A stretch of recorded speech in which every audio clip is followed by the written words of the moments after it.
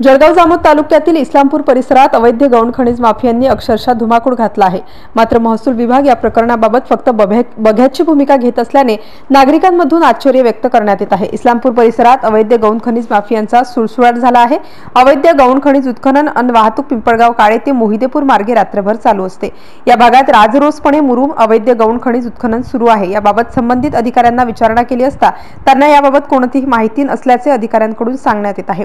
या अवैध गौण खनिजावर नियंत्रण ठेवण्यासाठी गाव पातळीवर तलाठी तसेच मंडळाधिकारी प्रतिनिधी म्हणून काम पाहत असतात। गौण खनिजावर लक्ष ठेवणे हे तलाठ्याचे आद्य कर्तव्य आहे। गौण खनिजाबाबतचा अहवाल तहसील कार्यालयात दाखल करणे हे कार्य तलाठी यांनी केले पाहिजे। तसेच रॉयल्टी भरून परवानगी घेतलेल्या गौण खनिजाची परवान्यानुसार व नमूद केलेल्या मुदतीत उत्खनन होत आहे किंवा नाही यावर देखरेख ठेवण्याचे काम देखील तलाठ्यांचे असते।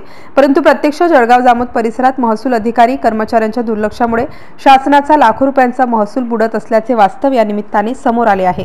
MCN न्यूज मराठीकरिता मंगल काकडे, पिंपळगाव काळे।